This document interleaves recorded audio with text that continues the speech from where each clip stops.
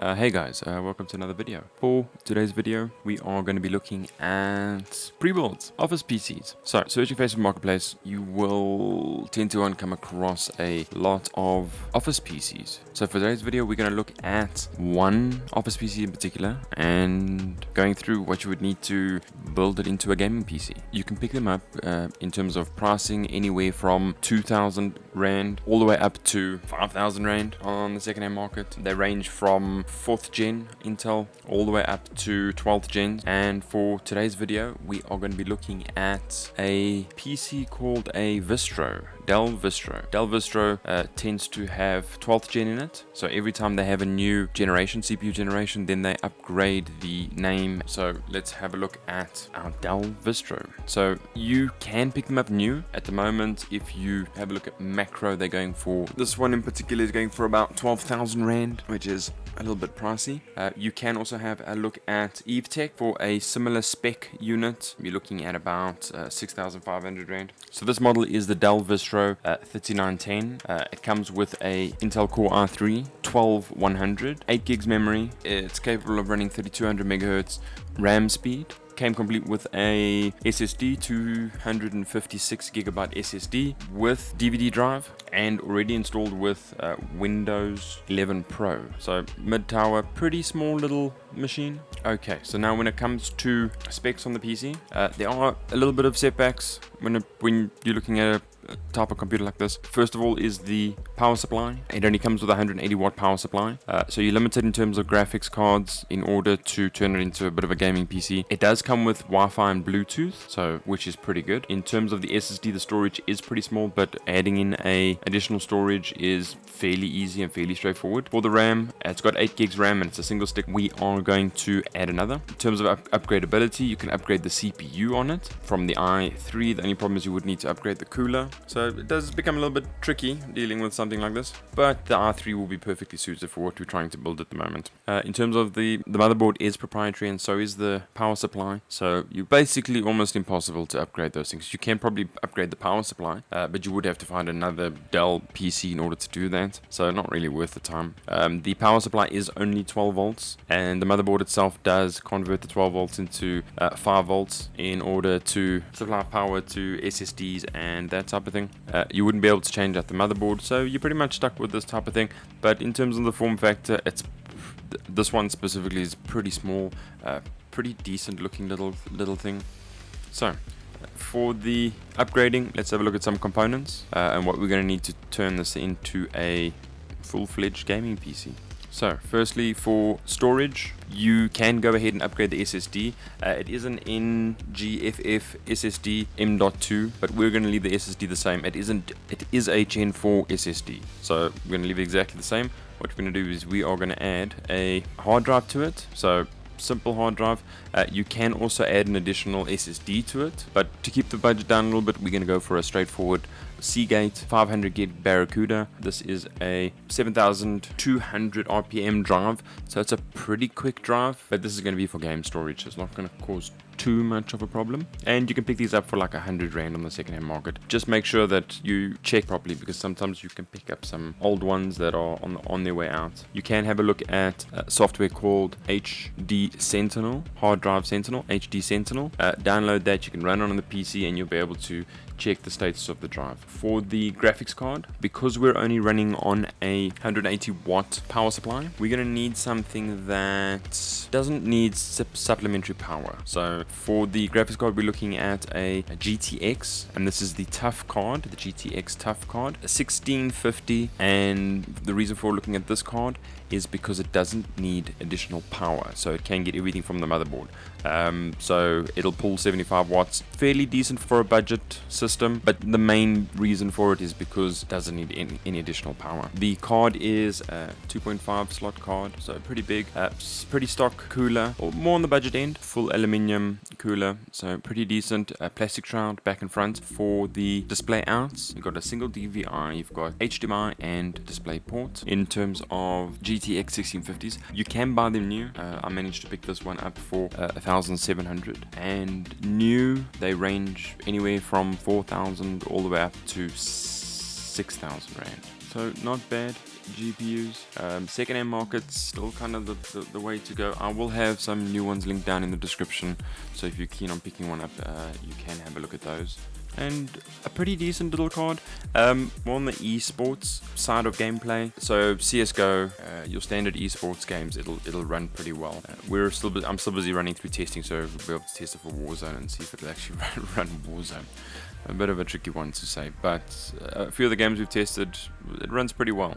Apart from that, what we'd also need to look at is upgrading the memory. So we've got 8 gigs, we've got a 3200 megahertz 8 gig stick of RAM inside the PC, and I managed to pick up a second 8 gig stick.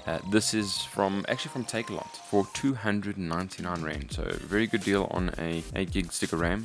And then lastly, just to give the PC a bit of a look, a ARGB LED strip. It has got ventilation on the side of the PC and on the front, so lights it up a little bit. And then I've also gone ahead and put some Gundam graphics all over the PC just to make it look a little bit nicer. So yeah, let's put the PC together and see how it performs.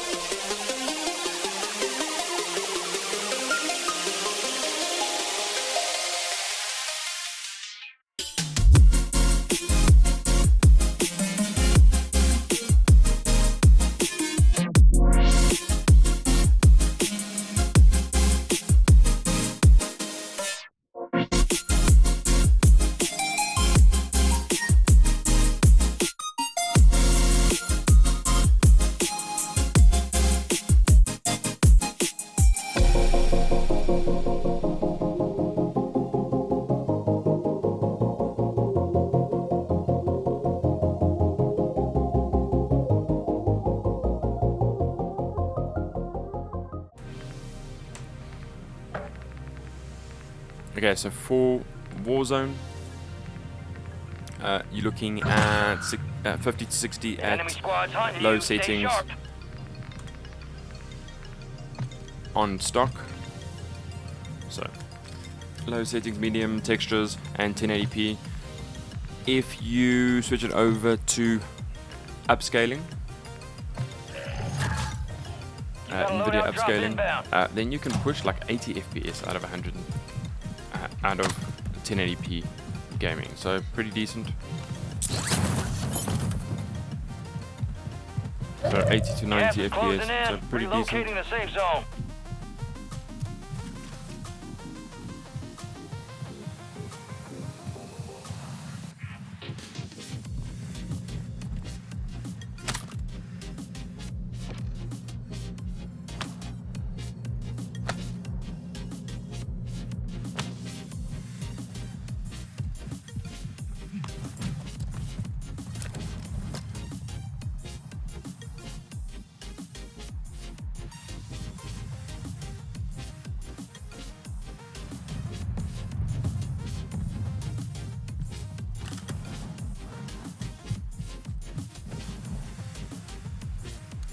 For something like Fortnite, you're looking at anywhere from 180 all the way up to 240 FPS, so pretty decent.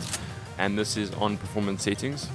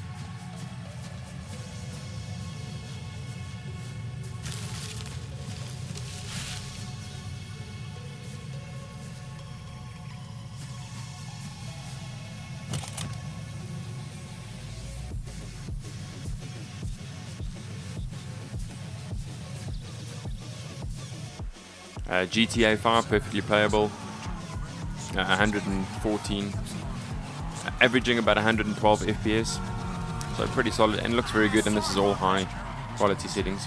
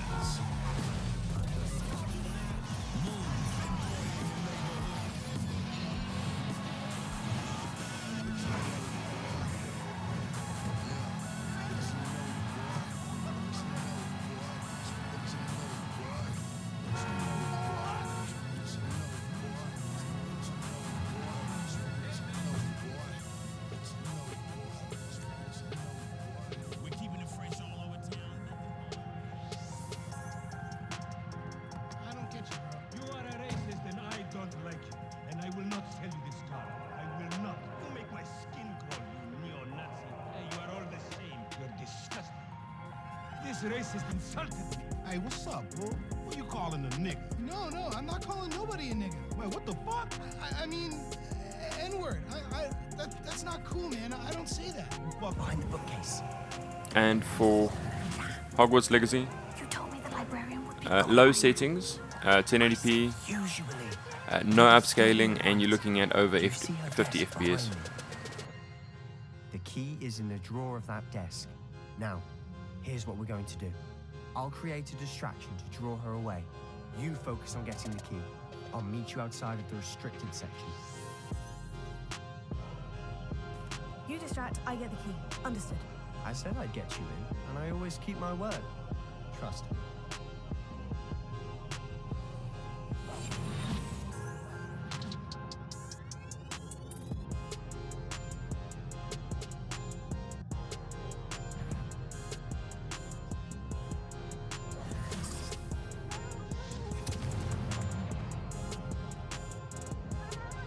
Is someone there? Is that you, Reeves? The key. Here it is.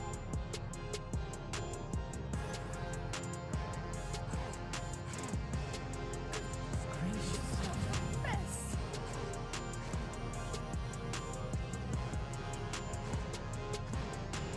That wasn't so difficult after all. And then something like the finals, which is a new game to play, 100 FPS quite easily.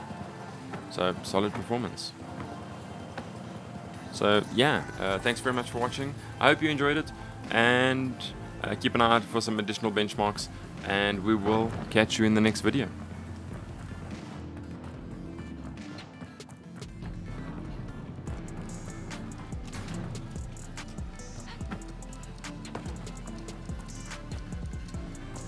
That's the final whistle, and the result is in. A big thanks to our sponsors.